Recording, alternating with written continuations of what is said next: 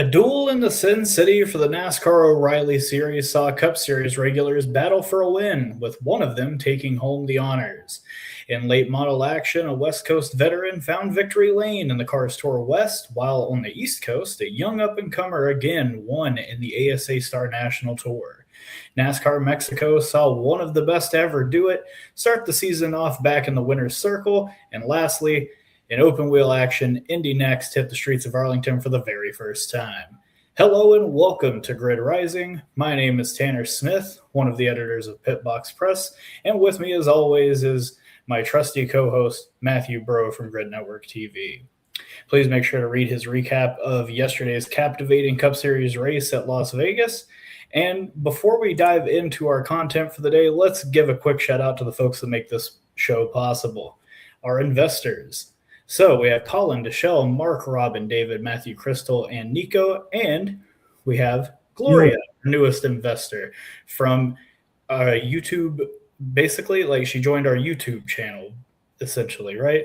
Chat. That's another way that you can contribute to our program. So very excited to have Gloria on board with everybody else, as well as all the folks that have given us single donations, such as Jason, Amber, Matthew, and so on. So again, if you want to invest in the Grid Network, we have multiple ways to do it, and every contribution is very appreciated. Now, you can also follow us on all social media platforms that are pretty much well known: Blue Sky, Facebook, Instagram, TikTok, X, Twitter, whatever you want to call it, and YouTube, obviously, at Grid Network TV. So with all that out of the way, let's dive into the action, starting with the O'Reilly Auto Parts Series at Las Vegas. So they made their annual trip in the spring to the Sin City for the fifth race of the 2026 Tour, the LIUNA, which stands for Labor's International Union of North America. And I learned that when I went to the Truck Series race in Milwaukee a couple years ago, where that race was also known as the LIUNA. Anyhow, this race was a 200-lapper, and it finally ends the West Coast swing. Sam Mayer started on pole with Kyle Larson taking up the other spot on the front row. However, most of the first stage fell into the lap of JRM's Justin Allgaier, and the 2024 champion and last week's winner took command of the race early and often, claiming yet another stage win in the first stage, holding off Mayer, Briscoe, Taylor Gray, and Sheldon Creed. Stage 2 saw Allgaier take command yet again, as pole sitter Sam Mayer suffered some sort of mechanical issue on lap 48 that took out one of the fastest cars. Different stage is the same, different verse, or trying to remember what that phrase is. Same verse. I'm just going to scrap it. Different stage, same result. Justin Allgaier, as he came to the line and took stage 2 as well, holding off Briscoe once more, with Taylor Gray, Jesse Love, Sheldon Creed, and Corey Day taking up the top 5 spots. Cautions began to breed cautions, however, as drivers like Chase Briscoe hit the wall and went a lap down. Dean Thompson and Patrick Staropoli spun out.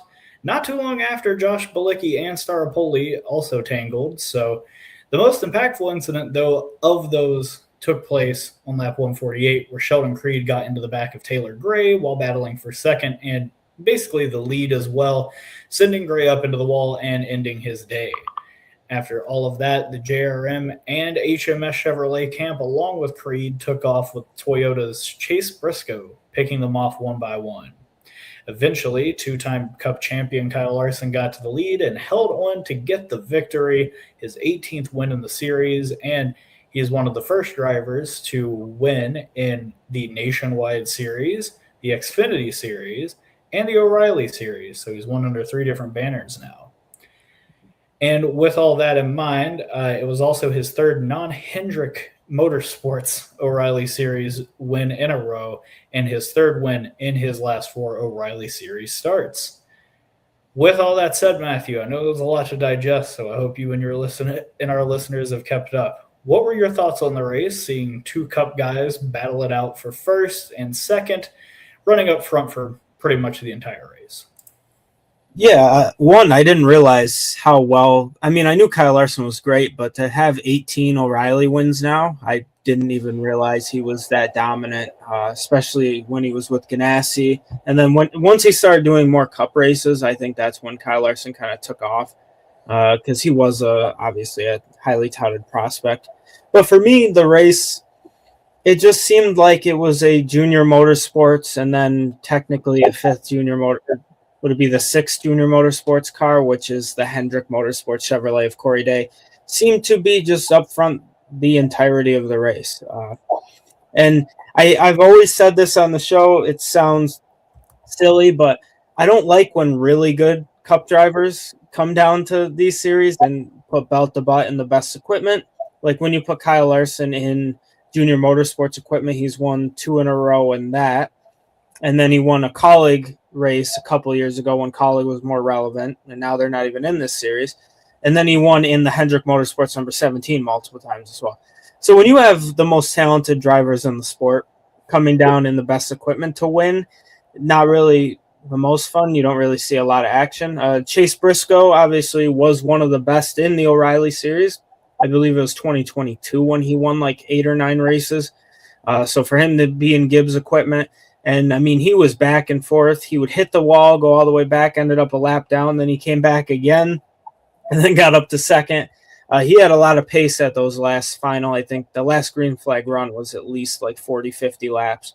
So for him to come out, I mean, shout out to him. But it just kind of goes for one of those, it wasn't as action-packed, I feel like, as I would like. But that's just me. I just think the whole race weekend for everyone, the Cup Series just wasn't really a lot of anything. I think the O'Reilly Series wasn't a lot. And then we're going to touch on many more late model series as well as Indy NXT at Arlington. Again, just not a lot of real action for week 5 of, I guess, Grid Rising, but sometimes you win some, you lose some. But yeah, like I mentioned earlier, I kind of lost my train of thought. But like when guys like Larson and Briscoe, who have won at the Cup level multiple times and they continue to win, I don't enjoy it as much. I don't mind when Ross Chastain does it because when he's not in junior motorsports equipment, he's trying to get those wins for the Jordan Andersons, for the Nice Motorsports when he's in truck. So he's always DGMs. Exactly. He's in that number 91 DGM car. It's like that's really cool for him to get a shot to get it done. But I would like to see some other guys at the Cup level who don't ever really win as much, or guys who might need that one O'Reilly Series win to complete the win to win all 3. Guys like Bubba Wallace is a prime example. Won multiple truck races, won multiple Cup races, never found victory lane in the O'Reilly Series. That would be cool. Also, guys like Todd Gilliland, I don't believe have ever made a start in the O'Reilly. Didn't touch the O'Reilly Series, no. Carson Hocevar hardly made his mark there. Yeah, I feel you. So, like for Ford, for example, because their program's clearly dying in the O'Reilly Series, if you got guys like Gillen to go in there, maybe Noah Gragson, who did really well in the O'Reilly Series, get a few more starts, bring Josh Berry back a little bit, just get some Ford guys who don't really win too much at the Cup level or win at all, like 2 of the guys I mentioned. I think that would be cool. Like, I don't mind when Riley Herbst is in Joe Gibbs equipment either, because he doesn't do really anything at the Cup level. But now with Joe Gibbs Racing, they got a full slate. I think Brent Cruz has got all the races left in the 19, and the other 3 guys are full-timers. So I'm excited. I think Brent Cruz is going to win at least one race this year. That kid's got a lot of pace. But, yeah, that's my long rant. I'm interested to hear how you feel about the Cup guys racing. And then, of course, they end 1 and 2nd. Both those guys were in the championship 4-2 in the Cup level last year. So it's like, yeah, for sure. I think we'll be tackling the Cup portion of this in a bit, but just to give my general thoughts on the race, I'm starting to wonder if we even need to really do a whole lot of hemming and hawing about this kind of race. It was just fine. Same way I feel about the Cup race the next day. It was just kind of fine.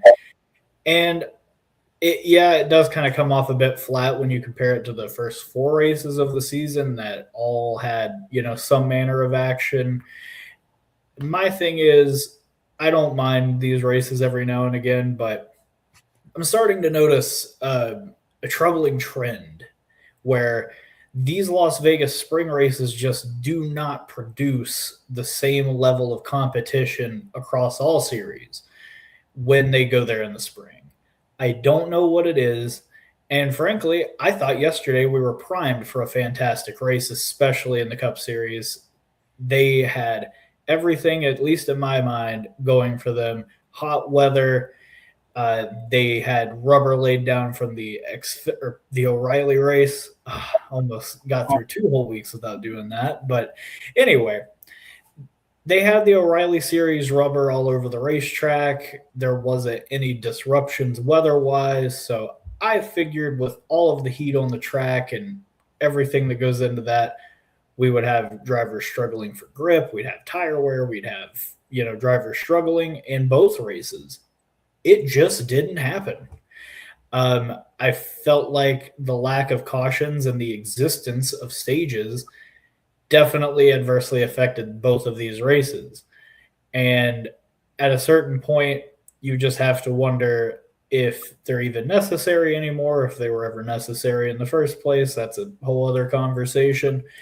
But at the end of the day, I did see a lot of strength out of some drivers that I normally don't see a whole lot of strength out of at these kinds of tracks. Sammy Smith had a fantastic run there towards the end of the race, got some track position and really made some moves there towards the end. Sheldon Creed, I've loved what I've seen out of Haas through these first 5 races. They have had speed everywhere, and not just, their normal, edge of the top 10, maybe get a top 5 speed. No, they have been race-winning good for most of the year thus far, and that is super impressive for a team that has struggled to really reach victory lane in recent years. I mean, last year all they came up with was 1 win with Mayer at Iowa. So it isn't like they have like a history of success with this driver lineup that they've been having this year. So I think the switch to Chevy has been a welcomed addition to the team. Not only that, if you can flip back here, obviously, you've got William Sawalich having a very nice quiet day in 9th. Corey Day, I know we have been hard on that boy. I know that we have been tough on him in the Weapon of the Week segment. But Matthew and I have always maintained we see the kid has talent in the dirt ranks. We just need to see it translate. And when he was running up front, he ran a very clean and very honest race. And when it was his time to go, he did not fight too hard and wreck somebody. So, as far as I'm concerned, massive improvement. Hopefully he can continue it. I feel like for young drivers, yes, proving yourself is absolutely paramount, but what proves yourself more than anything is keeping the car clean and bringing it home in one piece. And I think a lot of them that get into that spot don't really take that, message into their heart. When they get into the race car, they just kind of, engage with, whatever part of their brain logs their competition, and that's all that thinks. But it seems that the conversation with Mr. H and Dale Jr. hopefully got through to Corey, and he's starting to run a lot more cleanly and, a lot better, I would say. Like the quality of his races are looking a lot better. With that said, obviously you look at someone like Kyle Larson winning this race in the 88 car, definitely brings up some questions for you about what Rajah Caruth could have done in that same car as a former truck winner here at Las Vegas. But that's a conversation for another day. Now let's move back to the middle of stage 3. We had an incident that we referenced earlier on between Sheldon Creed and Taylor Gray. Matthew, what was your take on it? Did you think it was like a product of a bad block, Creed being overly aggressive, or did they just kind of meet in the middle? I feel like personally, I watched it a few times because I just wanted to make sure.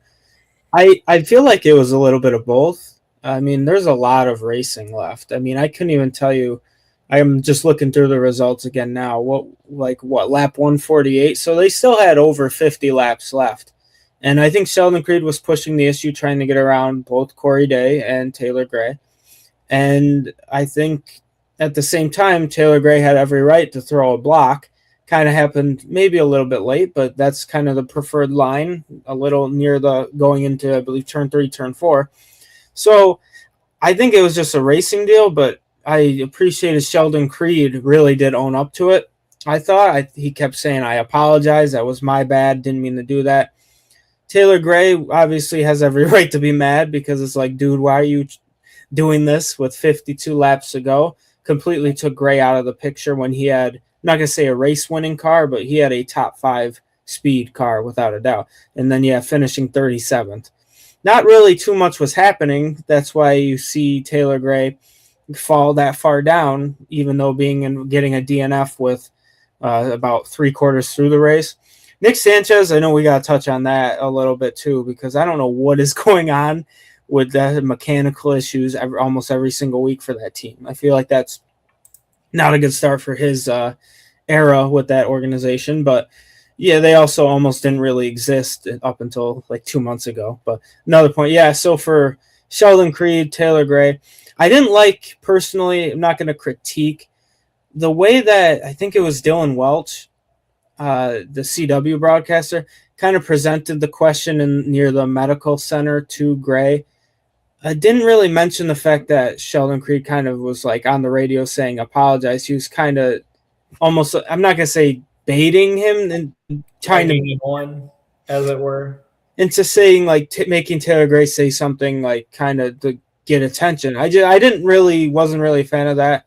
But sometimes you got to do what you got to do. But then even talking afterwards saying, then it was like, so Gray said this about you, Sheldon, not implying that Gray didn't know that he already apologized. So it just not really a fan of that personally.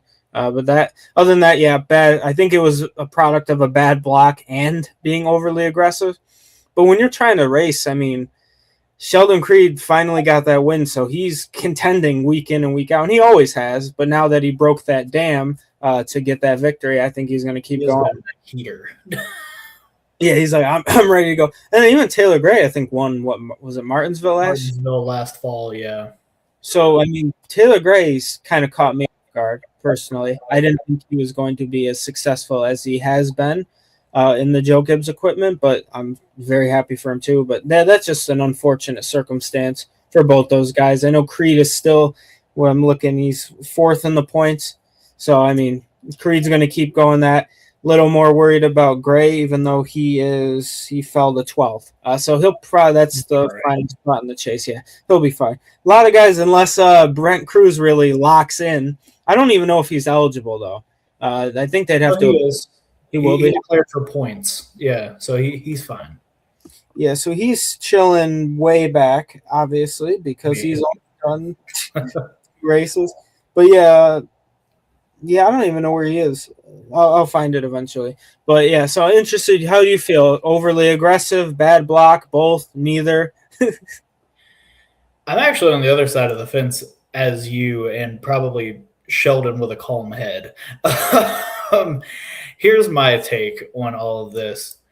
I was not watching the race live. I watched it after the fact because I had plans earlier that day. So I knew that this incident already happened when I watched the race. So I went back and was watching specifically to see if I saw the 54 and the 00 have any sort of interactions at other points in the race. I saw at least 2 different examples of Gray throwing, I would say, reasonable blocks, but blocks nonetheless. And I mean, you know the old saying with baseball, 3 strikes, you're out. I think Sheldon Creed had enough.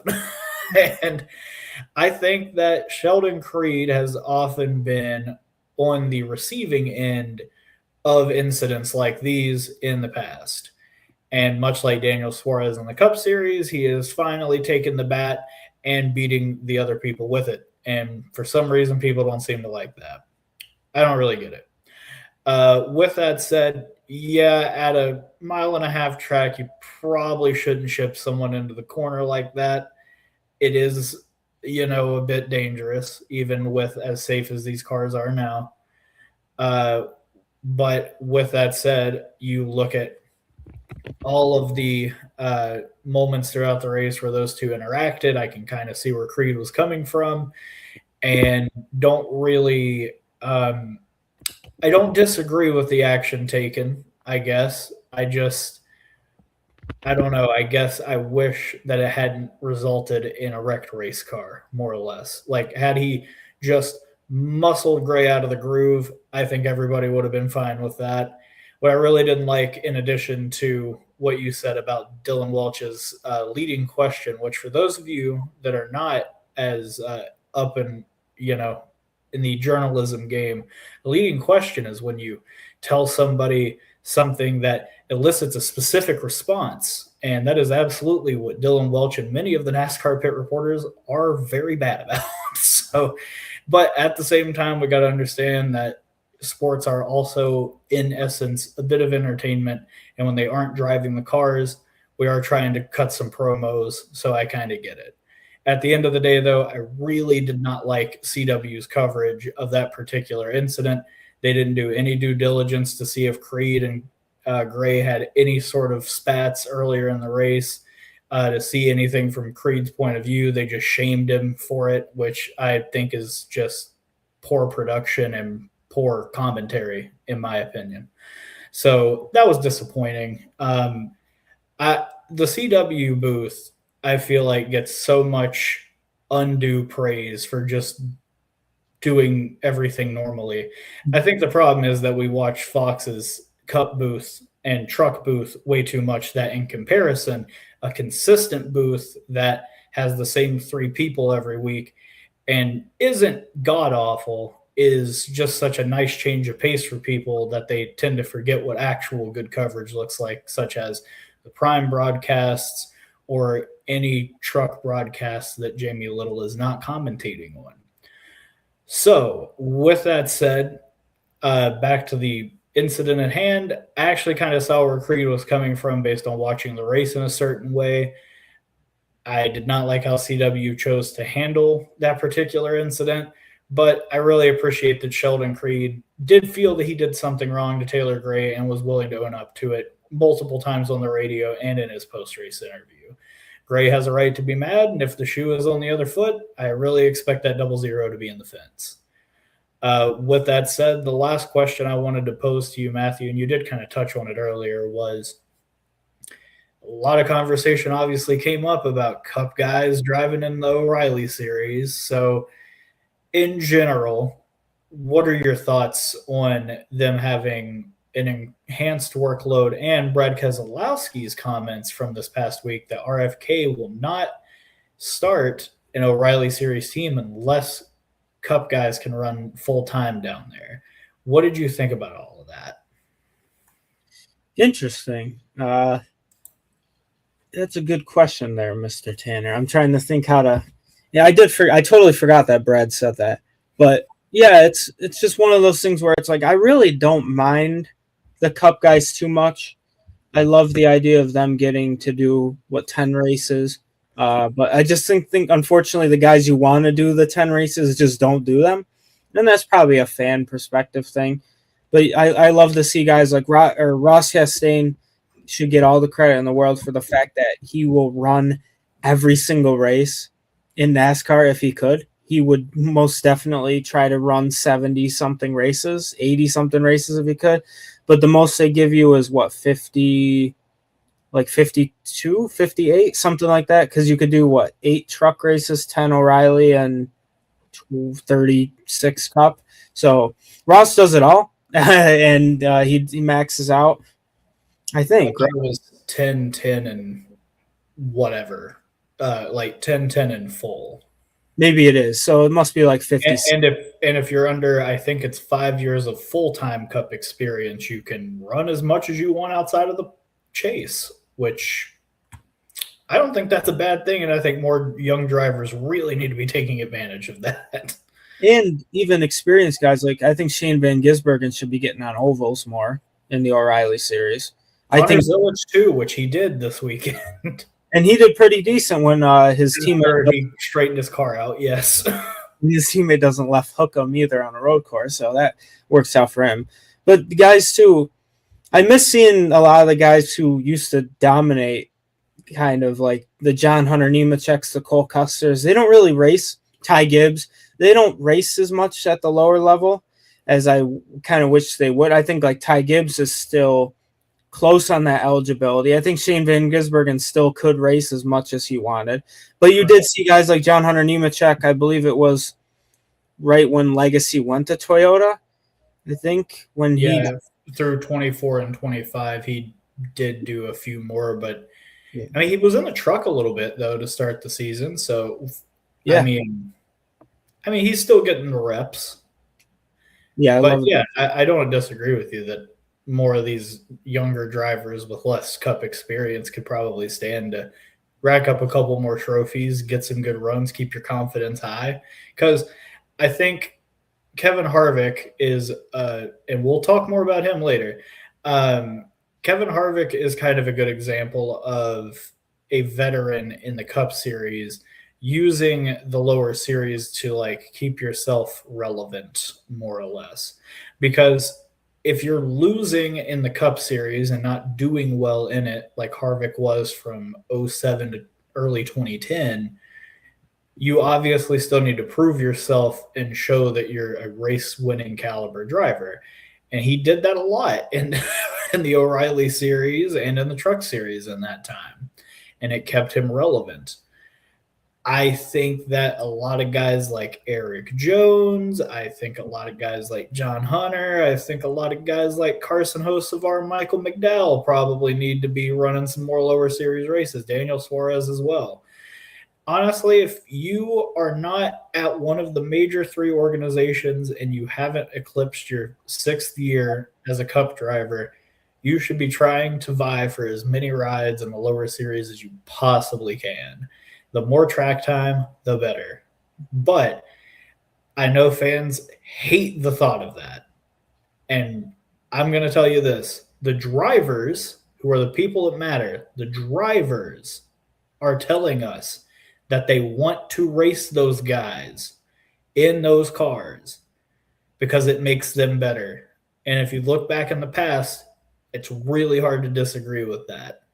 I think it got way out of hand, and what Brad Keselowski is trying to posit is extremely insane, and I do not think I want to see that again. But at the same time, I do want to see more Cup level talent filtering down to the lower series to give them as good of a platform as possible when they move up. It gives them a good resume. Like when Daniel Suarez won the title in 2016 in the Xfinity Series, that it was called then, he got his very first win that year by beating Kyle Busch, and not just, Kyle Busch ran out of gas or blew a tire. No, he drove around Kyle Busch and beat him at Michigan. And that propelled him to a title that year. And then through a couple of other instances, he was able to actually get a Cup ride the following year. Whether he was ready for that or not, whether the team was ready for that or not, is a whole other conversation. But yeah, I just feel like having more Cup presence down there isn't always a bad thing. It just needs to be done with moderation. And I also do not like when they take, like the Cup guys take like the best caliber car out there. Like, come on. Kyle Busch used to race for Braun Racing. You all can get on there. Like, why don't you raise up a DGM or a Jordan Anderson? Why do you have to come knocking on Rick Hendrick's door, who hasn't run a car in that series regularly for like 20 years? Like, it's just so silly. All that said, though, I think we can leave Las Vegas in the dust and head down south. Oh, wait, we do have a comment here from Joe. So, Rajah Caruth is 8 in the points. Are you impressed by his performance so far? Matthew, I'll let you start. Yeah, I was going to base off what you said about the Cup guys coming down. Hendrick Motorsports is an interesting thing, though, because it seems like HendrickCars.com is like, we'll sponsor a full season, but at least 10 of these races, we want our Cup guys in it, which puts Rajah Caruth in the 32. And for him to still be 8th in points, despite not being in a top 3 or top 4 Chevrolet car in the O'Reilly Series, I think that's pretty impressive for him. Very happy for him, but like you said, it could have been a lot different if he was in that 88 Junior Motorsports car. I'm not sure if Junior Motorsports has any prep with the Jordan Anderson team. I know they obviously prepped the 17 car for Corey Day, but I think having your drivers have to go race with Raja being in Jordan Anderson, and then I think Carson Quapple in the DGM car. I don't know how much they really help out with that too. I'm sure that will be a fun thing to research a little bit more. But Carson Quapple looked just like he did the previous year at Coda in the DGM car. But then again, that's a team that's very equipped to run well at the road courses. But yeah, the Cup guys just coming down, and then like you said, being in the best cars, it does kind of kill the vibe. I loved Eric Jones. I think Eric Jones forgot how good he was, and I think giving him some O'Reilly Series races would be pretty cool. Unfortunately, it costs a lot of money. Guys like Joey Logano said you're almost losing money because you got to put forth a lot of your own money in sponsorship to get in a car. So that's an unfortunate thing for just that series. If you wanted more guys, like I wish Sam Hunt Racing could put Eric Jones, maybe Gallagher, they could throw some money, be like, Eric Jones, here's a couple races.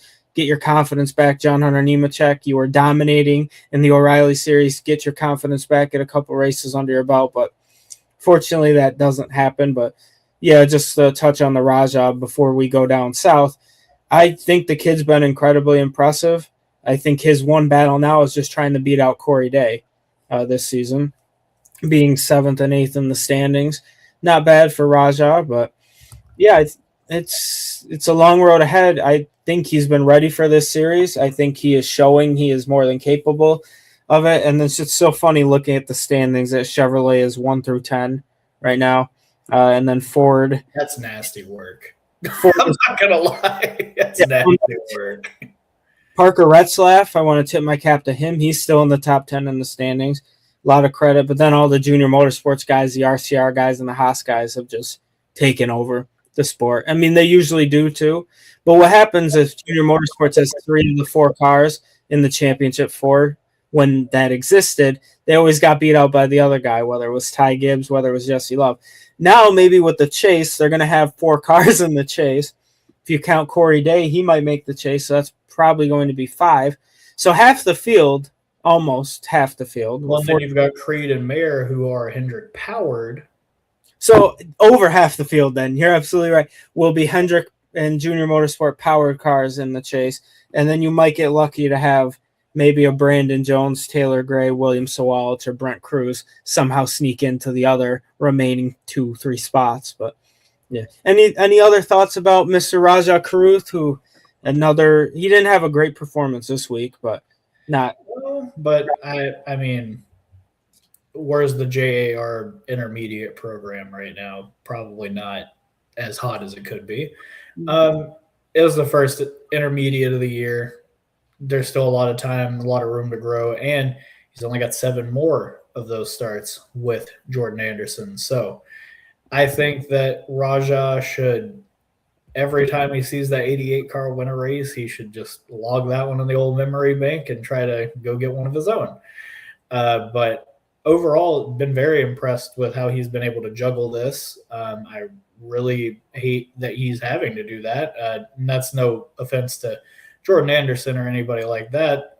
Obviously, we were singing their praises last week, and we'll probably continue to do so in this program. But at the same time, I don't think any driver should have to split their ride for a season. You should just have one car and drive it all year. But unfortunately, things don't work out that way for some dumb reason. With all that in the book, let's move on to the NASCAR Mexico Series. And that is the first that we're covering it on Grid Network, to my knowledge.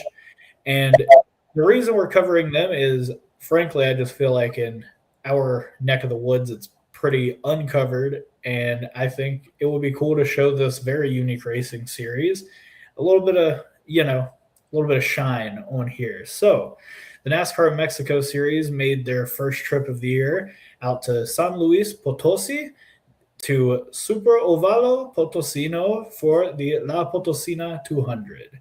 For those of you that don't know and aren't as acquainted with the NASCAR Mexico Series, It features 2 categories of cars that run with tubular chassis and bodies made of aluminum and plastics that more so mimic production car models rather than, homologation like you see in the Cup Series. The race includes 2 categories, as I mentioned earlier. Those are the NASCAR Mexico Series, which is the main series of competitors, and a subclass, kind of like IMSA, which is NASCAR Challenge. Both categories do use the same cars, but run a separate championship. So it's kind of like how it would be kind of like if the Cup Series and O'Reilly Series ran on the same track every week with the same cars. Well, let's go ahead and get into the event itself. So a shocking moment broke out pretty much right away as Julio Rayon's 55 car expired while he was in the lead, allowing Xavi Razo to take the lead, but it wouldn't be for long as 5-time series champion Ruben Garcia Jr. cruised by to take the advantage. Razo brought his number 7 Mustang down pit road and lifted the hood up early in the event while Garcia held the top spot. Garcia faced significant threats from both Eloy Falcon and Herman Quiroga until Abraham Calderon looped his ruckus Chevy out of turn 2 around the 40-lap mark. Garcia pitted under the yellow in his number 88 Chevy while a number of his competitors stayed out, sinking him down from the lead to 13th. A series of short cautions, though, shook the running order up, eventually settling out with Garcia's Team GP Canals teammate Max Gutierrez, who, if you are a big fan of the NASCAR Truck Series, you know that name. He drove away from a battle between Alex de Alba and Rodrigo Rayon. Gutierrez took the Stage 1 victory. Following a quick yellow after the stage, Gutierrez shot out of a cannon on another restart, while Garcia deftly maneuvered around both de Alba and Rayon within a few laps, leaving Canel's cars 1 and 2. When Quiroga caused the next caution, it gave Garcia a chance, and on the next run, Ruben took the lead and never looked back, fending off a stiff challenge from Rodrigo Rayon to claim the first win of 2026 in an abbreviated race because, frankly, there were just too many cautions. In the concurrent Challenge Series, Victor Morales' battered Chevrolet took the victory, while Regina Servent took home 3rd, continuing her strong performance from last season. It's a lot to digest. With 5 championships before the age of 30 and 2 ARCA East victories under his belt, should Ruben Garcia be getting more attention for rides in the NASCAR National Series in America, Matthew? I think so. We've seen him before. It's been quite a while, even though he is very young. I did have it pulled up, but I lost the tab. But he has done at least like 3 O'Reilly races, if I'm not mistaken. But it's been quite a while. But yeah, when you have a kid, it kind of reminds. This is going to be a crazy comparison. So hear me out. But I feel like Ruben Garcia is almost like the Alex Palou of IndyCar. Like, he's still so young, and he just absolutely puts belt to butt. Like, he's got, I believe, what is it, 8, at least, is it 27 wins now? Something absolutely absurd. I believe it was an absurd amount, yes. So 27 wins for Ruben Garcia. I mean, this is a guy who deserves all the attention that he doesn't get, unfortunately. So I would love to see, like you had mentioned, he has won in the ARC East before. Come back. Let's give him a shot. Unfortunately, he didn't get an opportunity. I know there was talks to race the O'Reilly Series when NASCAR was in Mexico, at Mexico City last season. I really wish they would bring that back solely because I wish they could help get the funding for him to go out and do that. Because when you go out there, and there's a lot of talented drivers to my screen that you guys will remember, from whether it's NASCAR, whether it's other even open wheel series. A lot of champions in other sports, other sorts of disciplines race in the NASCAR Mexico Series. And it's pretty cool what they're able to do. And, oh, my God, that track, Tanner, was just so awesome. I know we'll touch a little bit on that, but, yeah, I want to continue to praise, Ruben Garcia. He just was absolutely incredible talent, and he's still so young, too. I know it's like, he's 30-ish, but it's like, he's still one of the best in the business, and I would love to see him, what he could do. If if Mr. Matt Collig and them are listening, and then series 2 of the Rams series, I would absolutely love to see him get a shot to compete. So hey, we're Why not? just I know he's obviously raced before, but there are a couple guys on that series or in that television series, Race for the Sea, that did make a couple NASCAR or ARCA starts prior. So I think Ruben Garcia, just being one of the best ever in the NASCAR Mexico Series, I think they should give him a legit shot to do it. Interested to hear what you. I do want to pull up a comment. I've got some thoughts, buddy. Jamie, newest like from Rainy Lake Norman, and she said, "Thanks for the coverage." Thank you, Jamie. And yes, they are typically held on Sundays, but you can find more information about when their schedule runs on their website. And they now have a YouTube page that live streams each race. So if you want to catch it live early on a Sunday morning, highly recommend you do so. And to Joe's point, yes, the Miko's truck race was absolutely mental at the end. Absolutely recommend you all check that out. I believe Seth Eggert was the one on Twitter that kind of shared the video around. If we have time, we'll try to track it down. Jamie says it would be financially beneficial if NASCAR Mexico races were showed on American TV whenever the Cup or O'Reilly races are delayed or postponed. I wholeheartedly agree, Jamie. That is a fantastic point. Yeah, it'd be great if they did that rather than show like a old race for the 80th time. It'd be cool if they actually shined a light on their international series. I mean, have any of you watched any of the Brazil series? I would probably be inclined to say probably not. What do you got, Matthew? I was just going to add, and even I was on X, and one of the main commentators of the NASCAR Mexico Series was replying to, I guess I'm going to call them tweets because I'm not going to say X. Yeah.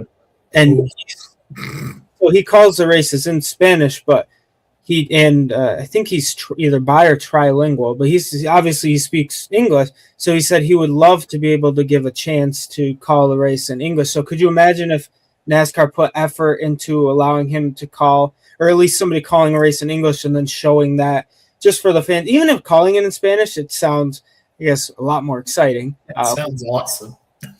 But yeah, I know we're adding on to the comments, but yeah, NASCAR Canada, Europe, and Mexico on American television would be fantastic. I mean, They do a great job there too, and they're all most of them are free on YouTube. At least we did drop the link. Yeah, I think NASCAR Canada at minimum is also streaming their stuff on YouTube, and I think the Euro series is as well. I have not. This will be the first year I'm trying to get into the Brazil series, which is still kind of in its infancy, whereas the Mexico series, for those of you that haven't been keeping up, has been around since 2005 in some form or variety. So, definitely want to give a shout out to those folks. But to talk about, he said fans would like it and more potential revenue for all. So, yeah, isn't that part of the revenue they won in the court case to be part of? You would think. But anyway, to talk about Ruben Garcia really quick. So for those of you that were around for the pandemic, they had this iRacing series where it kind of just seemed like it was, geared towards anybody that had an iRacing setup and had run some NASCAR races. Because you had some people in there like Timmy Hill and Landon Castle and Ruben Garcia making some starts in the series. And if memory serves, I believe at Texas, Ruben got a top 10 and ran in that spot all race. Now, as we have seen with a number of hot prospects that fly up the charts, iRacing is not a firm, hard comparison to what your talent level in the race car is like. I think we can all agree on that. If it was, then Ty Majeski would be a multi-time Cup champion by now and not just a truck champion. Same thing with William Byron. He would have won a Cup championship, probably multiple already, if iRacing was a one-to-one port to real life. With all that said, Ruben Garcia had experience and success in that and in America, in full-bodied stock cars that, don't have, aluminum and plastics making the body up. So the guy clearly has talent. he just clearly doesn't have the funding or whatnot to, really make a run up here, or he's fine with staying down there. And if he's fine with staying down there, then this whole conversation is moot. But especially last year when he was searching tirelessly for a ride in that series, in the O'Reilly series last year, it is a just damn dirty shame that they could not find a ride for him. Like, you're talking about literally one of the greatest drivers in Mexico's stock car series history. Not even 30 years old yet. You all are not giving him a good chance in a good ride. It just doesn't make sense to me. I mean, granted, you could argue that the aerodynamics and horsepower won't, match up. Sure, you can say that, but talent's talent, and the guy clearly has it. I mean, he carried it over to ARCA East pretty well and won some races there against some pretty stiff competition. We're talking about Tyler Ankrum as he was, developing, Anthony Alfredo, and series champion that year, Todd Gilliland. These aren't scrubs, folks. These are good drivers that are, permeating throughout the top 3 national series in America. I think Ruben, if given a good car and a good opportunity, could actually go out there and do something. And I'm not talking about at road courses. The guy is a fiend on these short tracks. And yes, to Matthew, to your point, Potosino, fantastic little racetrack. It's basically like if you mashed up Martinsville's banking and length with Darlington's unique shape. Just absolutely loved watching the action there last night when I got to watch the race, and I'm very much looking forward to covering that series for the rest of the year. But Matthew, before we move on, is there anything else you wanted to talk about with the NASCAR Mexico Series? No, I just wanted to throw up the other comment, Jamie, to not leave him out. Was not a fan of the absence of the rules in iRacing, but was a fan of the midweek races actually held at the track. Definitely. I agree 100%. It's crazy that time's flown. Now we're right in that 1 week in March. Was it 6 years ago now? That everything. Yeah, you're right. So I was doing a college track practice, and all of us were together, and that's when we all got the calls like everything's shutting down. You guys got to get off campus now. I was like, holy heck! But yeah, with Ruben Garcia though, love, like you mentioned, would love to see him get another shot. And I think if he continues to put belt to butt in this series, it should go more notice. Now that I feel like NASCAR is kind of investing a little bit more into the international series, especially so bring the guys from Canada, Mexico, the other parts of America, bring them to the United States of America. So that would be pretty cool. I mean, you got guys like Trayton Lapsovich in the Canada series that have come down and have found success in the car store. Jamie says they couldn't find sponsors for Busch and couldn't find a Toyota team to sign Heim. Both JGR born issues. Coincidence? Garcia. Does Garcia say Chevy now? Or Ford? Because he's won championships with Chevy and Toyota. Has he? Yeah. What's he in now? He's in a Chevy right now with Canels. Gotcha. Yeah, I mean, talk about impressive to win no matter what manufacturer you're in. Ruben Garcia's like, it doesn't matter, I'm going to go win, and he does that. I'm just going to go put it on the table, he said. But yeah. What was that? I was going to say, do you got anything maybe where the next stop is for the NASCAR Mexico Series? I do indeed. So the NASCAR Mexico Series next stop comes on March 29th. So that'll be 2 weeks from now at Super Ovalo, Chiapas, a track strikingly similar to Richmond for the Chiapas Extraordinary by Nature 200. And I think that'll be a fantastic race where if, again, you're not as big into that series, should set you up for watching something that you're a bit more familiar with, but also will exhibit the talents of that series. Looks like we got Denver popping in. NASCAR could have a paid subscription channel, show supercars, NASCAR Canada, NASCAR Mexico, ARCA trucks, and other O'Reilly series without ad breaks. He said I would pay a good $20 to $30 for that. I don't know about $20 to $30, but hey, I'm not against it. Should NASCAR partner with supercars in Australia? I mean, I've been hearing that some teams are starting to explore linking up like that. I'm all for it. More collaboration, the better. And at the same time, if that could lead supercars to making a couple of U.S. starts, like they did back in the 2010s, again, I encourage it. I think that would be really cool, and it would give that racing series the proper audience I feel like it deserves. Matthew, you got anything to touch on with that?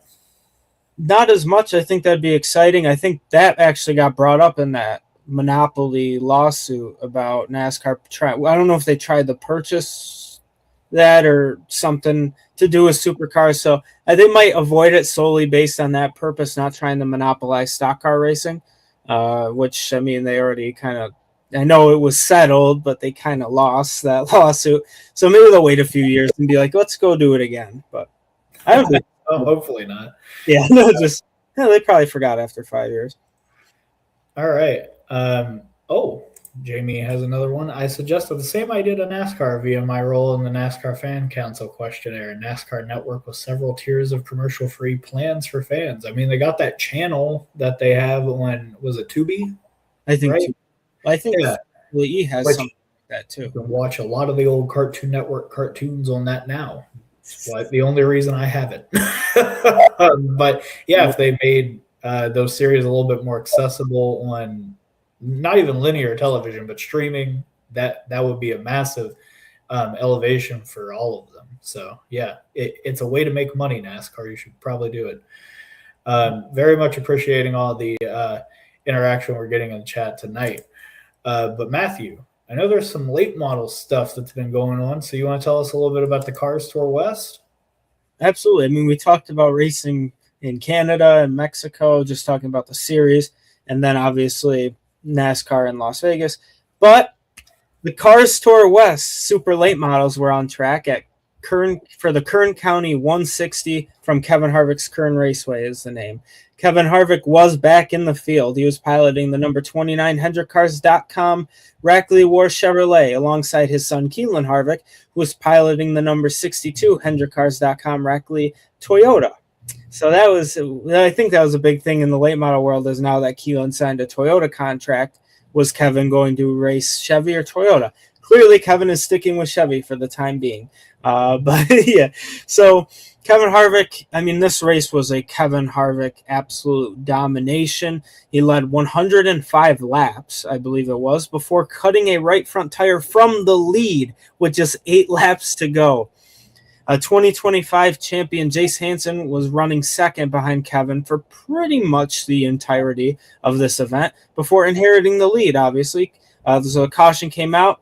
Kevin had to come down pit road, but the way the cautions work, he didn't lose a lap or anything, so he just had to start at the tail of the field with a brand new tire.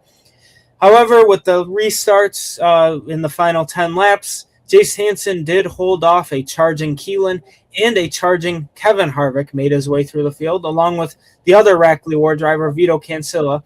So Mr. Jace Hansen earned yet another Kern Raceway victory in the Cars Tour West. That guy's got a lot of talent. Reminds me a lot of Trevor Huddleston in the ARCA West. It's like there are some West Coast racers that do a lot of damage out there, and Jace Hansen, in terms of winning, not actual physical damage to the cars, but obviously Jace Hansen, the 2025 late model champion out there. So for you, Tanner, I kind of want to throw it to you on this one. Let me bring you in here. For Kevin, I want to touch on for Kevin Harvick.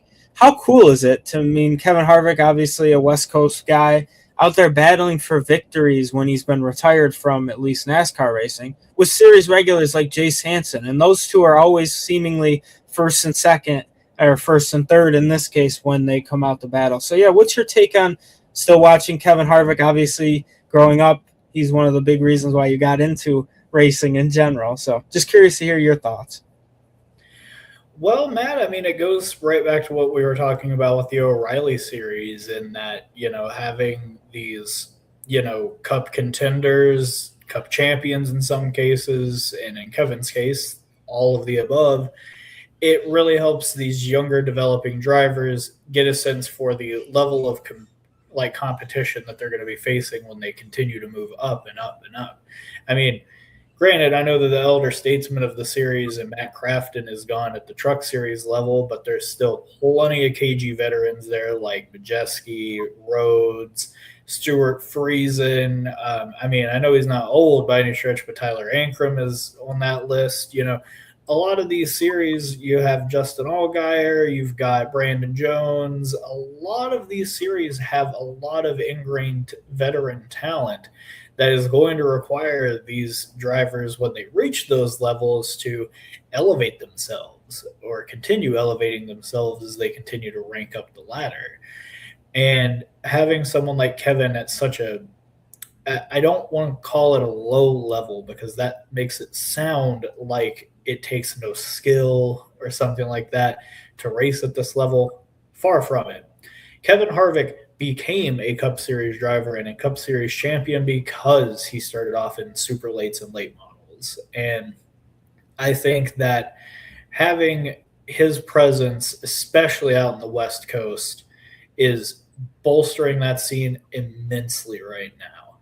And it's really, really nice to see. I mean, there have been West racers that prior to Cars Tour coming out there were in pretty bad shape as far as, like, you know, getting enough funding at each race and having the purses be where they need to be for them to, you know, justify going across multiple state lines.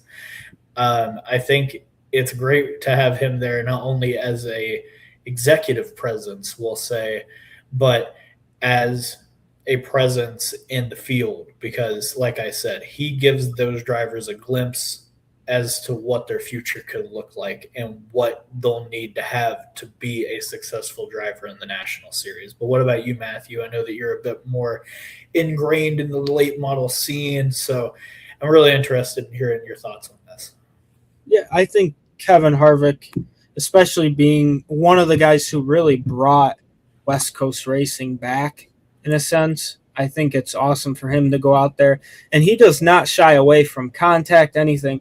There was a couple races where Keelan moved Kevin out of the way, and then within 2 laps, Kevin gave Keelan the bumper, said, listen, I know I taught you a lot of this, but don't be making those moves on me. So Kevin doesn't. And then obviously Jace Hansen, too, has always been competing with Kevin and Keelan. It seems to be one of those 3 up there. But, yeah, bringing back the West Coast racing, obviously Vito Cancilla is a guy on the West Coast who has broken a lot of Jesse Love's records, and Jesse Love's obviously one of the best talents we've ever seen, at least in the last couple decades.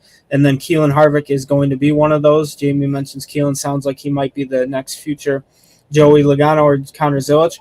I put Jesse Love in there. I think absolutely Keelan Harvick's got all the talent in the world, not just because of his last name. Guys who have worked with Keelan since he could race karts, guys like Ron Hornaday have said he thinks Keelan is 3 times better than what Kevin was at that age. That's a lot of praise from someone who's worked week in and week out pretty much every day with Kevin Harvick, and then obviously watching his son grow. So for him to say that, a NASCAR Hall of Famer, if that too, with Ron Hornaday saying Keelan's got almost 3 times as much talent as what Kevin did at age 12. So that says a lot about like what Jamie's comment. The kid is an incredible person, not only just a race car driver, but incredible person. But with Kevin too, it's important to watch those guys race. It's important in the O'Reilly series to have veterans like Brandon Jones, like you had mentioned, just really getting in there. And then even when those guys come down, I know there's been a couple ARCA West races at like Sonoma where you see a couple guys like Briscoe or Priest, or I think even Brandon Jones has raced a couple, at least on the road courses, Cole Custer. They've gone down and raced, and I think it really helps especially the late model guys out and the ARCA West and the ARCA East guys out. Like we had touched on a while with the Cup conversation, like seeing guys like Ross Chastain and Kyle Larson. To be the best, you want to beat the best. So seeing Kevin Harvick racing your weekly late model track, in this case it is a Cars Tour West event that Kevin is a part owner of the series. But yeah, it's just an awesome thing, really. Guys like Bryce too, I don't want to mess up the name, fifth, he was racing, I believe, at Madera against one of my guys, Eli Black. So it's really cool to see him take the next step as well, racing. And then just looking at that lineup, we've talked about Buddy Shepard before on this broadcast, Taylor Mayu on this broadcast, Dylan Zampa as well. It's like it's awesome. I'm not a West Coast guy. I've never left. Well, now I have left the East Coast, but not too far. I'm still in Central Time. But to see those guys, like, there's a lot of talent. Obviously, Kyle Larson's from the West Coast too, and so many other guys we love.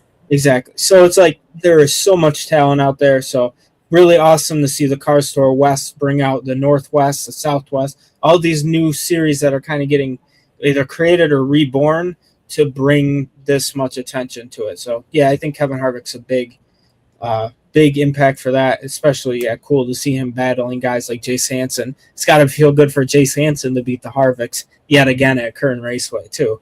But anything else before I continue on? Just wanted to plug an article that I dropped into the chat. I read it over the weekend. It's by, and I'm very sorry if you're listening to this and you hear me butcher your name, but Rence Brown.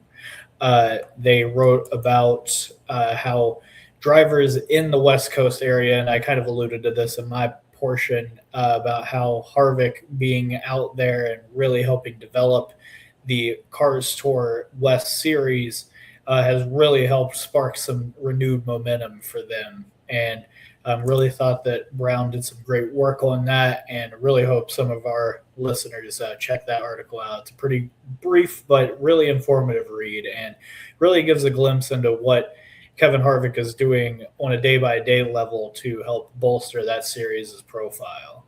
But with that out of the way, Matthew, is there anything else you had to say about Cars West? Maybe perhaps where they're going to be going next?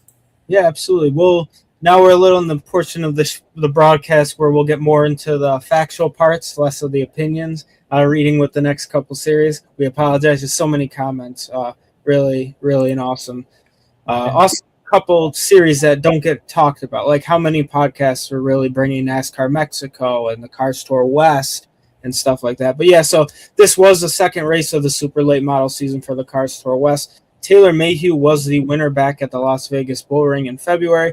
I also really want to give a huge shout out to Kenna Mitchell and her number 7M machine in the limited late model event.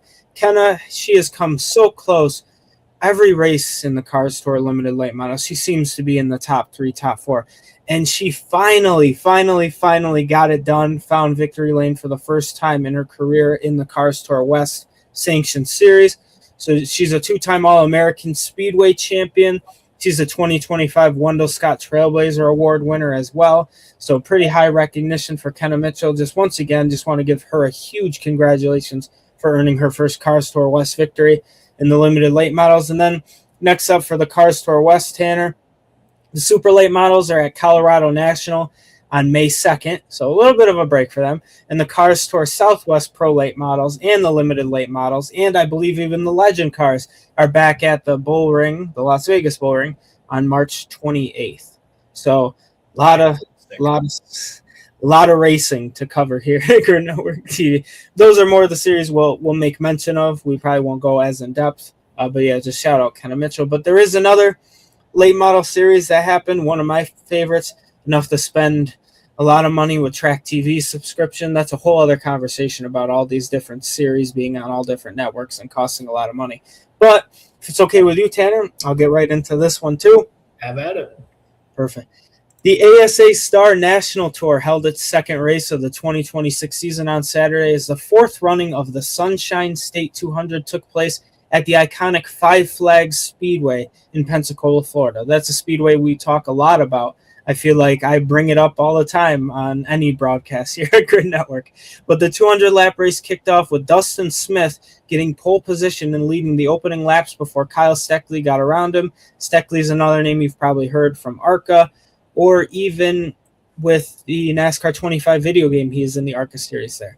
But yeah, so Smith actually got back around Steckley with 2 to go to win stage 1, with Carson Brown getting second, Steckley third, Bubba Pollard, very popular name, fourth, and Cole Butcher, another popular name, fifth.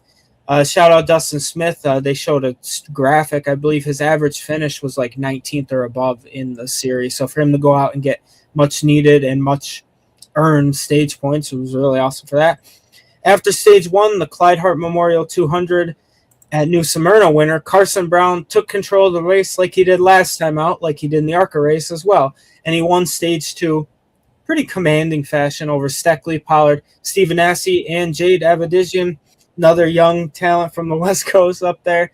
And then in stage 3, it was still also all Carson Brown. He survived multiple late restarts and even had to get back by defending series champion and one of my opinion the most underrated racers out there, Cole Butcher, before finding victory lane for the second race in a row. So as you can see there, Carson Brown 2 in a row. It's just, I mean, the kid is on absolute fire. Reminds me a lot of Dawson Sutton, his former teammate. They're not really best friends, I would say, but it reminds me they've been on a stretch like Dawson and Super Late Models has finished first or second in like 6 races in a row. Carson Brown's on that same heater right now. So it must be that Chevrolet equipment. So speaking of Chevrolet, I want to throw this to you, Tanner. How impressive has Carson Brown been in 2026, especially after signing that Richard Childress Racing development deal, and he has been a Chevy driver for quite some time. But yeah, curious how you feeling about Mr. Carson Brown.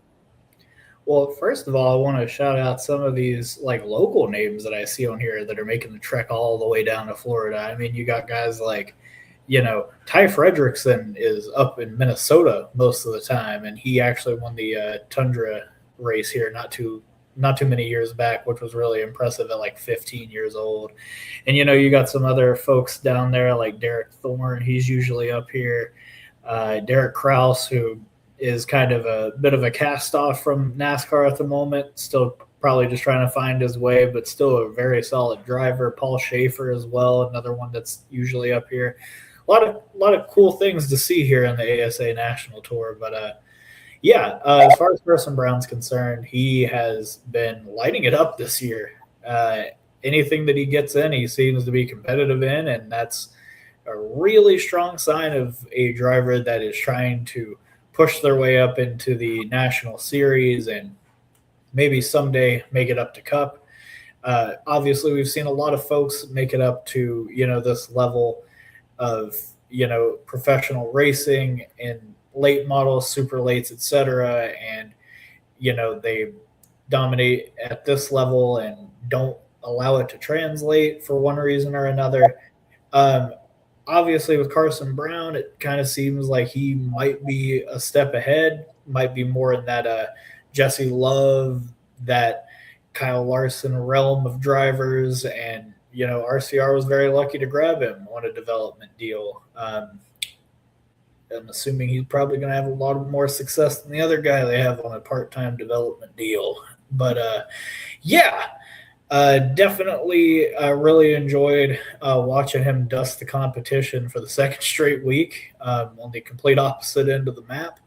It shows the kid has versatility, and it definitely shows a lot of strength for years to come. I think that if and when Jesse Love decides to abdicate the 2-car to go wherever he goes into the Cup Series, I have a good feeling that this kid's probably going to be next in line to take that ride. But all that said, very strong performance from him yet again.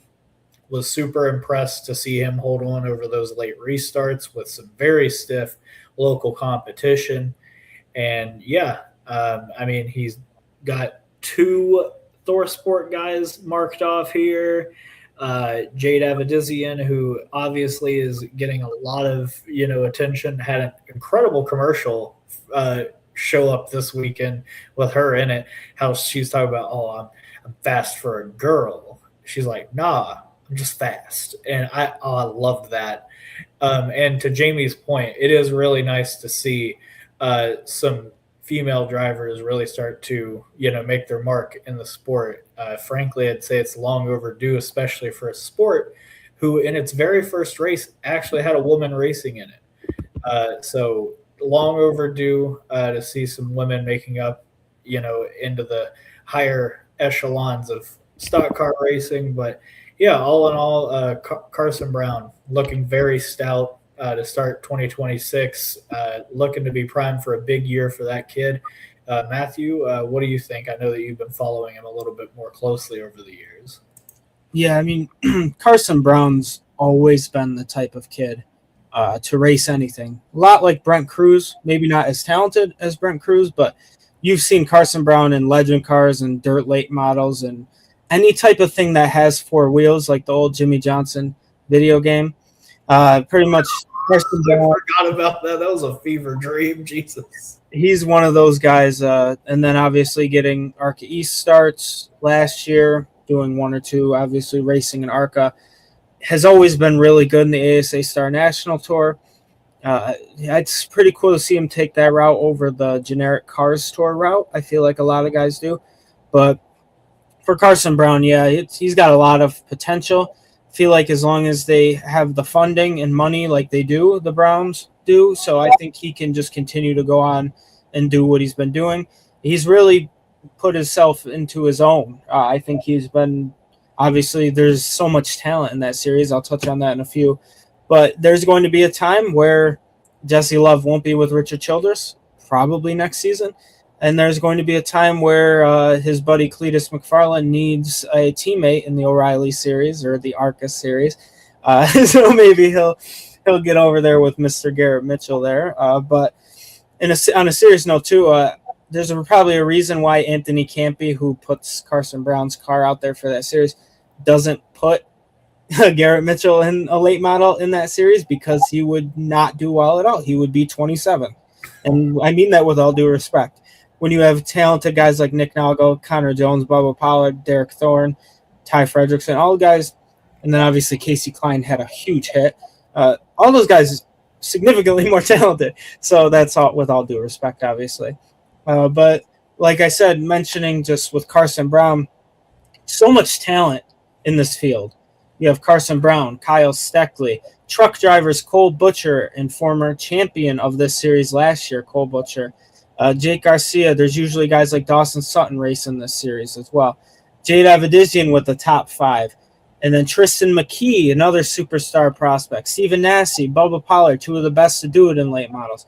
ARCA East champion Isaac Kitzmiller's there. Jake Finch, Derek Kraus, Connor Jones, other talents. I mean, you look, Hudson Bolger, Spencer Davis, George Phillips, Chase Pincinio. I mean, there's so much. I could literally just sit here and rate Jake Finch, another guy too. So brings me to a kind of a question here. Sorry, I was just there's just so much talent. Part of the reason why this series doesn't get a lot of attention is the fact that it is on something like Track TV, which costs an arm and a leg in order to watch this racing. But there is a code if you're interested. Track TV, JA24, Jade Avedizian, thank you to her, 50% off the $300 subscription. So if you're interested, it's still $150, significantly more than Racing America and Flow Racing, but you do get to see some of the best late model racing in the country and some of the best drivers. Because a lot of guys, they watch gals watch the Cars Tour on Flow because of the talent. But can't you argue, Tanner, in this style of late model racing, it's almost just as important. They do more distance events. But I mean, guys like Ty Majeski, Dawson Sutton, Gio Ruggiero, William Sawalch, Jesse Love have all raced in this series. Even Carson Ostfar is racing this series. Those other guys I just mentioned, Sawalch, Love, Ruggiero, Majeski, Sutton, have all won in this series. So for you, Tanner, is this type of style just as important, and it just doesn't get as much attention? I mean, yeah, you could argue that. I mean, this definitely feels like it's taking the place of the old ASA from, really before both of our times. I mean, obviously I caught like the back end of it in the early to mid 2000s on the Speed Channel, like probably many of our listeners, but yeah, I definitely think that late model racing, especially in the Midwest, that trickles on down now and for the ASA series. I definitely think that it is honestly, it's an exceptional proving ground for young racing talent. And there's, like you said, a lot of grizzled veterans in that series, like Bubba Pollard obviously makes regular appearances. Stephen Nassy, Spencer Davis, these are names that are nationally known. It's really great to see them, tackling the racers of tomorrow. But all of that said, yeah, I just think that these series tend to go undercovered because they don't have the access. Like you said, I mean, a subscription costs $300 some, which even as a one-time fee to start out the year is a bit steep for a lot of folks, a bit steep for me. But at the same time, if you're able to, I definitely think it ends up being worth every penny for those that watch it. And I think that if they get more subscribers, maybe the price drops down a little bit over time. Obviously, I don't have any inside information, but typically if a company is charging a premium price for something, it's because they do not have the subscriber base to support charging less for it. If they have more subscribers, might be able to charge a little bit less. With that said, definitely looking forward to seeing how the rest of the ASA series plays out this year. Matthew, do you have anything else to add about that?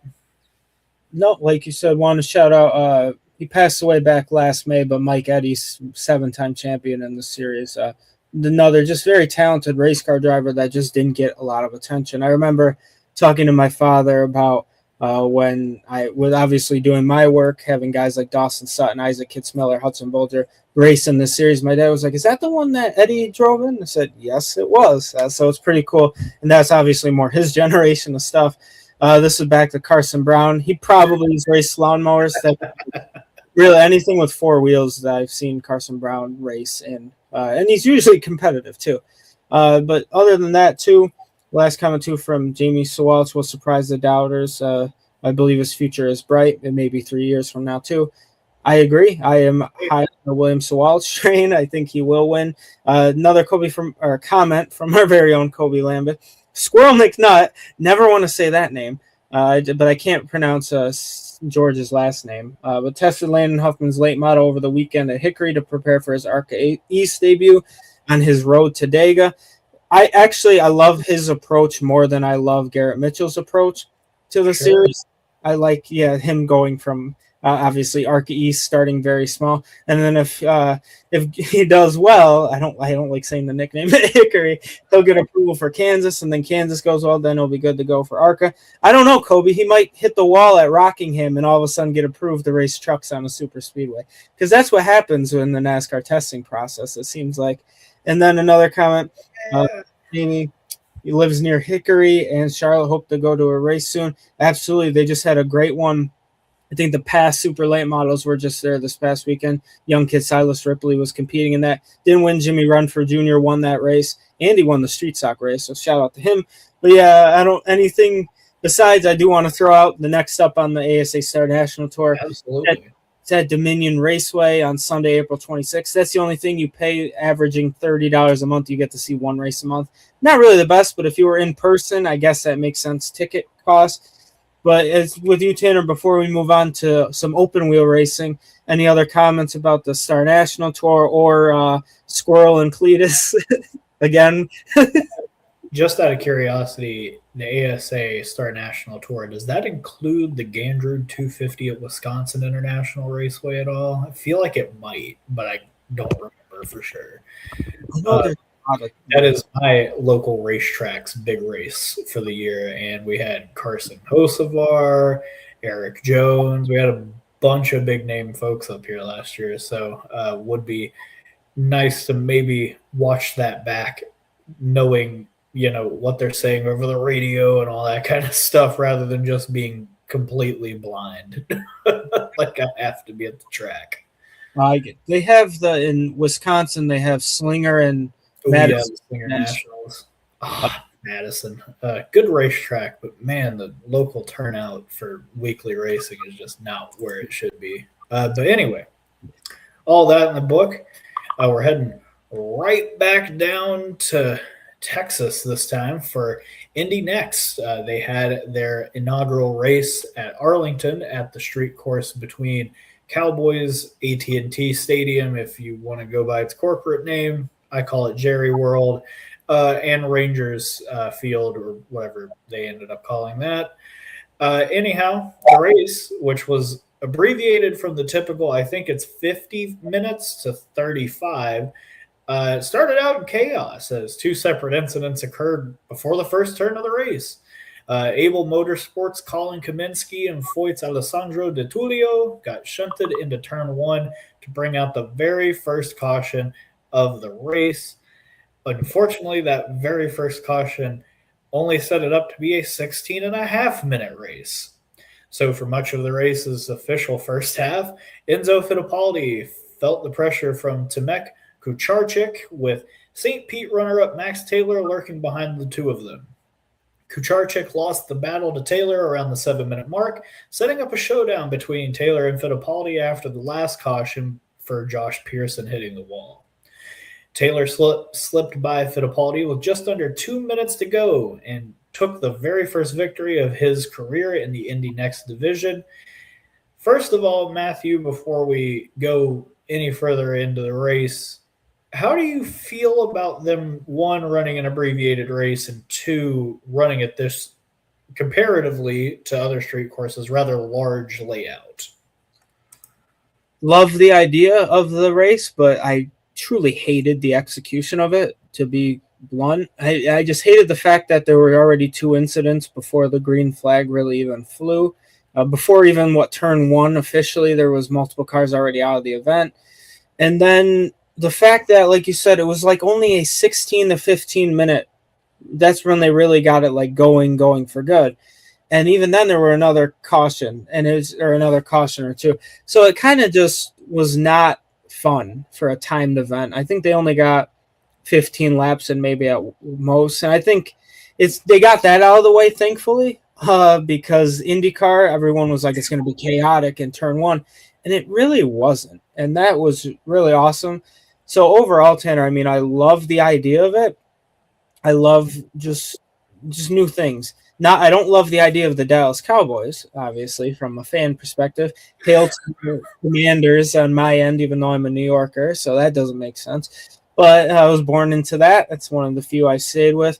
But, yeah, so shout out Max Taylor. That's his name, right? Yeah, Max Taylor for having more wins in some sort of format at AT&T than Dallas has in a little bit. So, yeah, I can't talk either. Washington's been butt cheeks, too. But, yeah, so overall, the racing, I love the idea of the racing. Max Taylor made some daredevil moves. He was almost my weapon of the week for some of those moves that he made. But I truly think he's going to – he might not run away with the championship, but I think Max Taylor has shown so much promise in these first 2 events that I really think he's the one guy to beat for the rest of the season. But, yeah, I love it. Let's go to as many stadiums as possible if it logistically makes sense. There's a lot of bumps, though. I mean, I hate to see the drivers going like that because of the way the parking lot and the streets surrounding the stadium are. But, yeah, I'm all for it. I really wish it was executed differently, though. Half of the race and timed race being under caution, not a fan of it all. But it really not the series' fault that there was 2 incidents before the green flag really dropped or as it dropped. So, curious to hear what you thought about. I know you're not really a Dallas guy yourself, but it was just stadium pretty. I just love the logistic idea of it. Is pretty cool to bring attention to that area. So I'm actually going to take this the opposite way that you are, and I'm going to clarify first and foremost. I actually really loved this street course and its layout. What I did not like is that Indy NXT was racing on it. I do not think for these cars that this track was suitable for it, and that's why I feel like in part they abbreviated the race.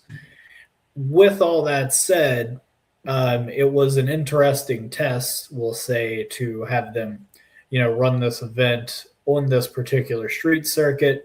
I do think they needed some form of support for that event, and I'm glad that they had it. That said, the race only ended up basically being 15 minutes. That's not formative enough for any of these drivers, and I feel like the layout of the track significantly played into that. So with that in mind, I just feel like maybe we need to be running more appropriate courses that we can have a full-fledged race on rather than trying to shoehorn something in that doesn't fit. Having a straightaway that is almost a mile long does not really cooperate well with the Indy NXT platform. So with all that said, I mean, the race itself was not bad. I thought what we did get to see was pretty interesting, but again, at the end of the day, I don't think the drivers are really gleaning anything from it and learning anything. So I would like to see them explore, maybe some alternatives for next year.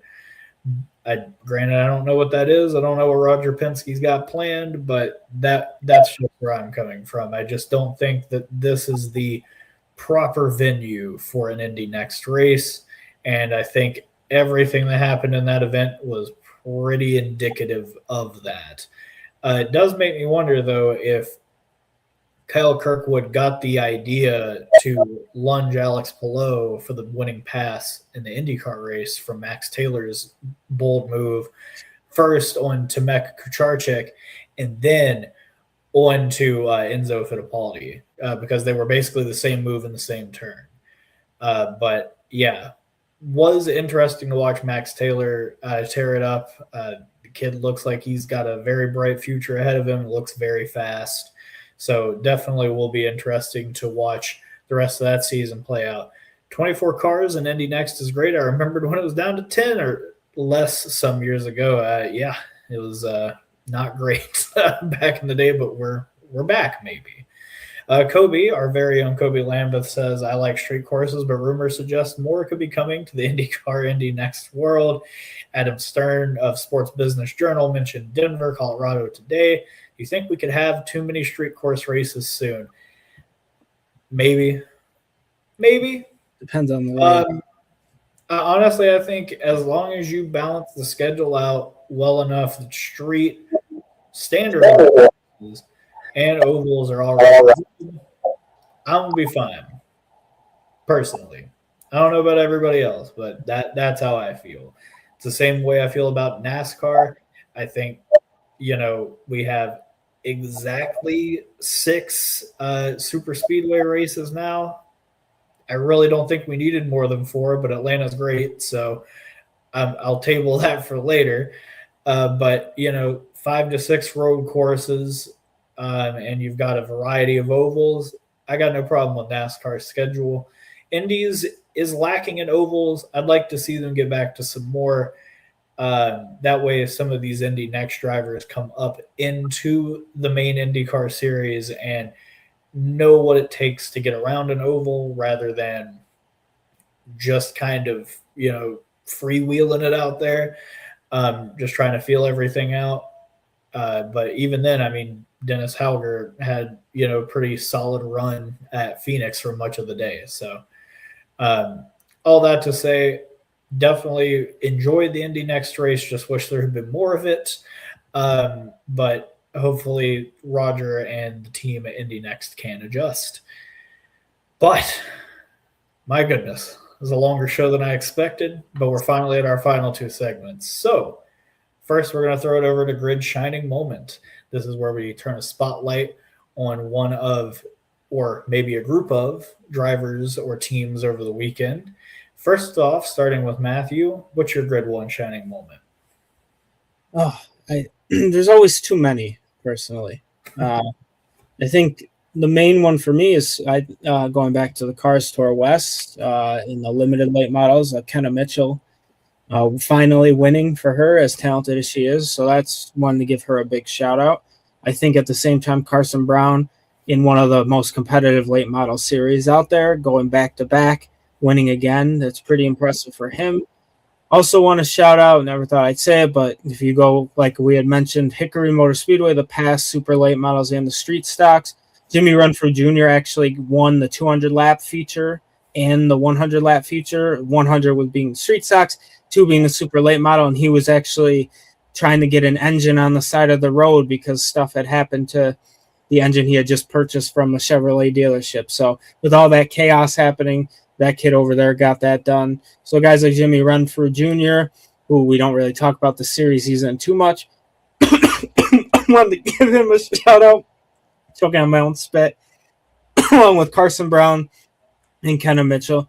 Those 3 drivers really showed a lot this past week. And then, there's always so many, Tanner. I'm interested to see if you have the same one as me or if we're going a different route this time, as I try not to choke while you talk. Well, hopefully Matthew can keep it together over there. My goodness. That's why I talk too much. No, you're good, man.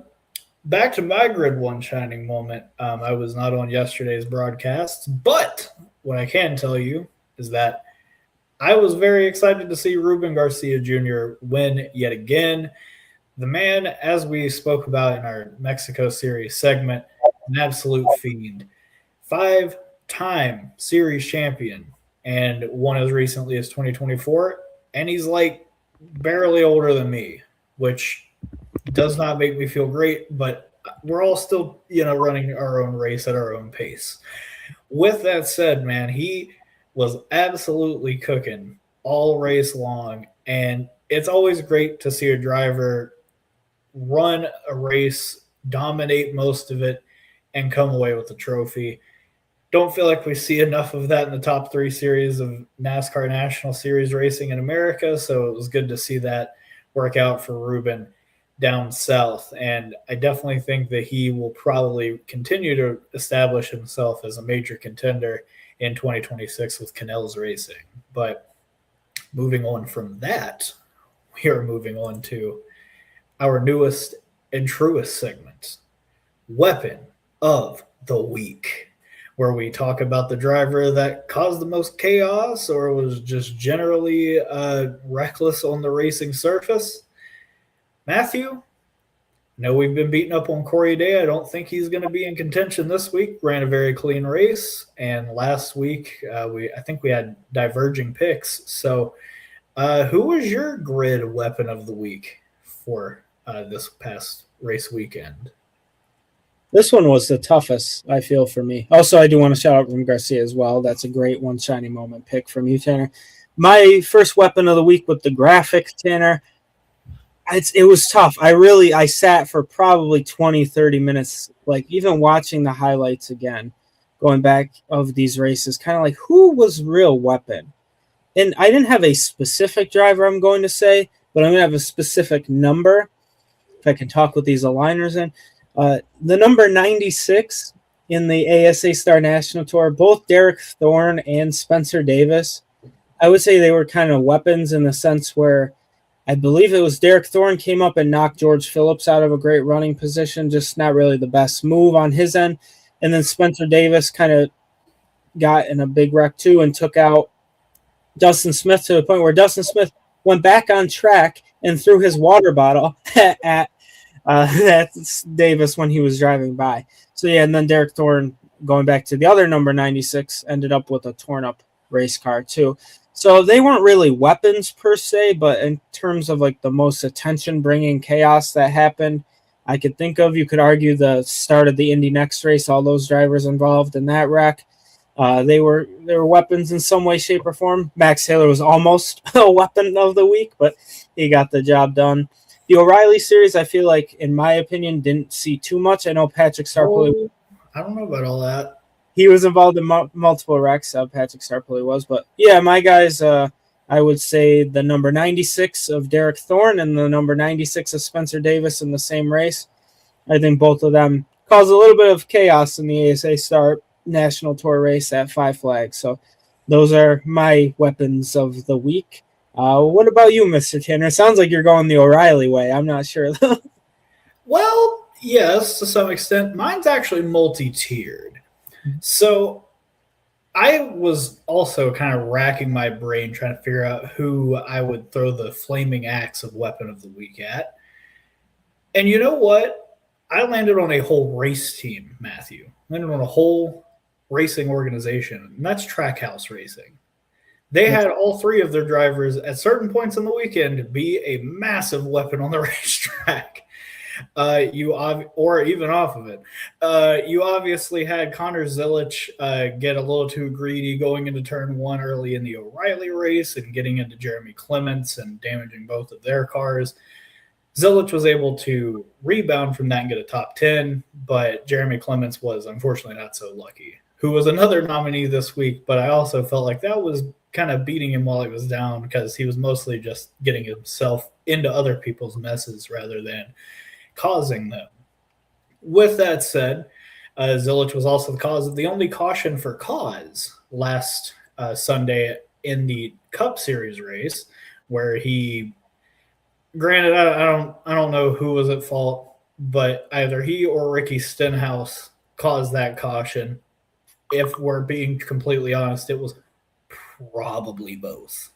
So, with that said, you've also got to look at Shane Van Gisbergen, who was also looking to potentially cause a caution very early in the race, getting loose coming out of turn number 4 and colliding into Chase Briscoe. Apparently, the damage sustained in that incident completely hampered his car and destroyed his vehicle for the rest of the race.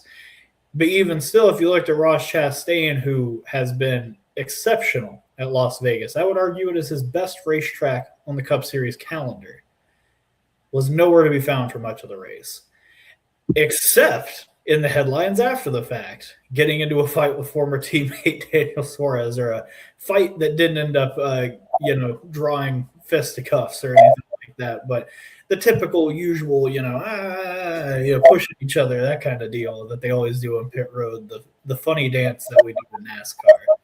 But yeah, I felt that while Ross, maybe not on the racetrack, was a weapon, so to speak, he used his words as a weapon after the fact, because if you believe some of the stuff that the lip readers out there on Twitter.com seem to believe they heard, some spicy stuff coming from him going towards Daniel Suarez, who, let's be honest, ran better than him for much of the race, and is higher than him in points at this point in time.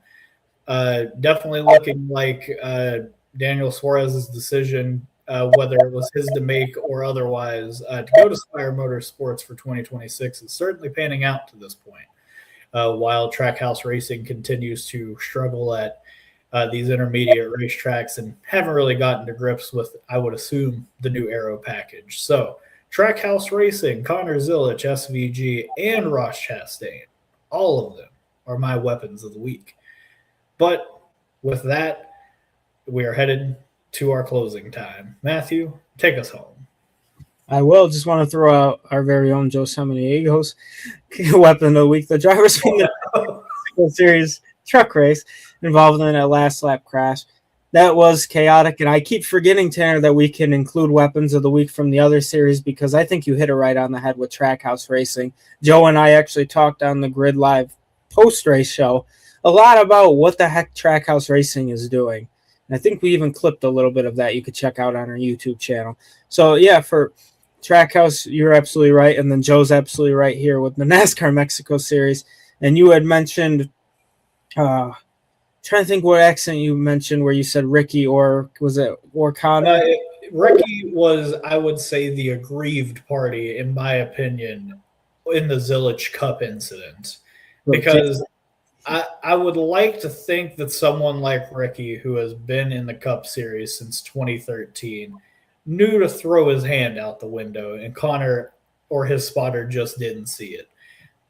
Got to just chalk those up to inexperience, in my opinion.